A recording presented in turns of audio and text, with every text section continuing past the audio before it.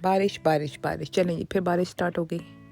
अब चिल करें, अंदर ही बैठे। वैसे यहाँ की बारिश इतनी हैवी नहीं होती कि आप बाहर नहीं निकल सकते, बाहर भी जा सकते हैं, लेकिन ज़्यादातर मैं अंदर रहना ही पसंद करती हूँ। और अब सर्दियों के मौसम में तो बस मौसम ऐसा ही रहेगा, बारिश होती ही रहेगी, तो हमें सब काम इसके साथ साथ ही करने होते हैं। तमाम देखने वालों और सुनने वालों को आपकी बाजी की तरफ से अस्सलाम वालेकुम। तो जनाब, कल की बारिश के बाद आज मौसम कुछ बेहतर था, तो सोचा बच्चों को लेके पार्क में जाया जाए। और आज की वीडियो यूकी सीरीज से रिलेटेड ही एक वीडियो है, जिसमें मैं आपको अपने एक्सपीरियंस से शेयर करती हूँ, कुछ इन्फॉर्मेशन देती हूँ। ऐसी इन्फॉर्मेशन जिससे आगाही आपके लिए बहुत ज़रूरी है और जो आपको बहुत सी एम्बेरसमेंट से बचा सकती है और बहुत से नुकसान से बचा सकती है। तो जनाब, आज हम बात कर रहे हैं यूके मैनर्स पे। तो चाहे आप माइग्रेट करके आ रहे हों, स्टूडेंट वीज़े पे आ रहे हों, या आप वैसे भी विज़िट के लिए आ रहे हों, अगर आप इन चीज़ों का ख्याल रखेंगे तो आप बहुत ज़्यादा एम्बेरसमेंट से बच सकते हैं।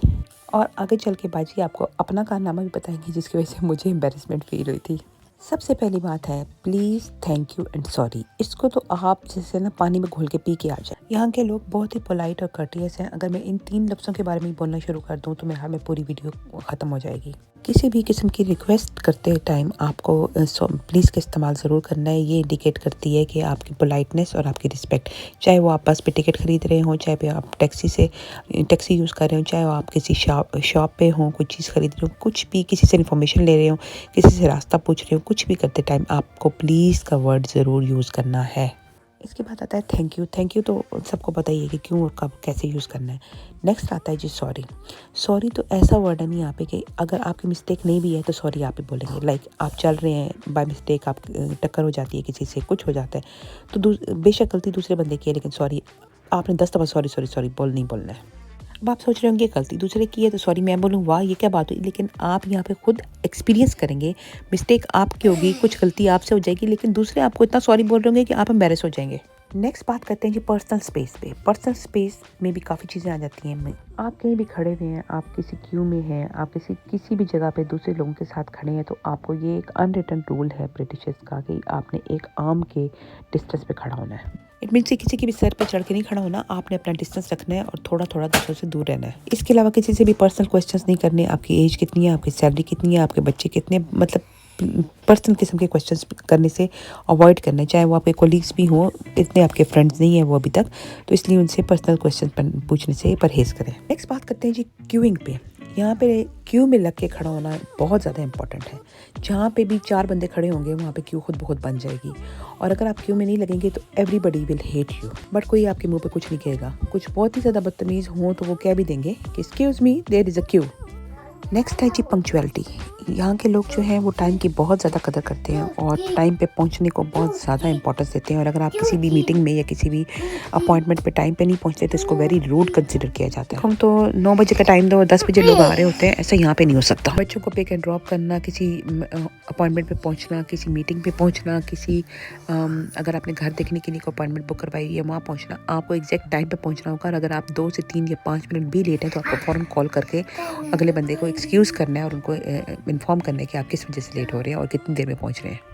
और अगर आप बस या ट्रेन यूज़ करते हैं अपने ट्रैवल करने के लिए, तो उस पर भी आपको बहुत ख्याल रखना है कि जैसे ही बस रुके या ट्रेन रुके, आपने फ़ौरन से जंप लगा के घुस के अंदर नहीं पहुंच जाना। आपने वेट करना है कि हर स्टेशन पे कुछ लोग ऐसे होते हैं जो उस बस या ट्रेन से निकलने वाले होते हैं, तो पहले निकलने वाले को निकलने देना है, उसके बाद से आपने बस के ऊपर जाना है या ट्रेन के ऊपर। तो एम्बैरेसमेंट से बचने के लिए आप खुद इस चीज़ का ख्याल रखें। Next one is my personal favourite, और वो है जी होल्डिंग डोर्स फॉर अदर्स। ये बात आप यहाँ पे बहुत ज़्यादा नोट करेंगे। आप किसी भी रेस्टोरेंट में जाते हैं, आप किसी भी शॉप में जाते हैं, आप किसी भी कहीं पे भी जाते हैं, तो जो भी आपसे आगे जा रहे हैं वो दरवाज़ा आपके मुंह पे नहीं मारेंगे, बल्कि वो आपके लिए दरवाज़ा रोक के रखते हैं। आप आराम से उसमें से गुजरें, लेकिन आपने भी याद रखना है कि आपने उनको थैंक यू करना बिल्कुल भी नहीं भूलना। और जितनी जल्दी आप ये अच्छी हैबिट्स को अडॉप्ट कर लेंगे उतना ही आपके लिए अच्छा होगा। अच्छा, तो चलते हैं जी। अब मैं आपको बताती हूँ अपना किस्सा कि मैंने क्या बोंगी मारी थी और मुझे एम्बैरेसमेंट हुई थी, क्योंकि अभी तक वीडियो आपने शायद इसी जगह में देखी हो कि मिसिंग मोमेंट कौन सा था वो भी जान लें। तो जनाब हुआ कुछ यूँ कि जब मैं नई यहाँ पे आई थी तो कॉर्नर शॉप से मिल्क एंड ब्रेड लेने जा रही थी, अपनी यादों में, अपनी ख्वाबों में गुम चलती जा रही थी। जैसा कि शादी करके आने वाली यहाँ हर लड़की अपने ही कंट्री की और अपनी बहन भाई और अपने पेरेंट्स के ख्वाबों में गुम रहती है कि एकदम मुझे आवाज़ आती है, हे गेट ऑफ माई गार्डन। मैं अपनी सोचों से एकदम बाहर निकली और मैं सोचने लगी, एकदम वहाँ पे रुक गई कि ये क्या हुआ है, मुझे किसी ने कुछ कहा है, और अगर कहा है तो क्यों कहा है। तो एकदम एक नज़र पड़ी कि दूर विंडो से एक बुढ़ी माई जो है वो अंदर बैठी हुई थी और वो मुझे गुस्से से घूर रही थी और मैं जनाब उनके गार्डन के ऊपर से गुजर के जा रही थी, क्योंकि वो कॉर्नर प्लॉट था और उसके साथ ही फुटपाथ था। तो फुटपाथ जैसे कि हम लोगों की आदत होती है कि सीधा सीधा रास्ते चलने के बजाय जी थोड़ा शॉर्टकट मारते हैं, तो वो मैंने बजाय उसको मैं सीधा जाके आगे से टर्न लेती, मैंने क्रॉस करके उसी की गार्डन के कॉर्नर पे से मैं चल के जा रही थी। तो मुझे बड़ी एम्बेरसमेंट फील हुई, मैंने उसको सॉरी बोला और आइंदा उस दिन से लेके आज का दिन है कि मैंने कभी ये हरकत दोबारा नहीं दोहराई।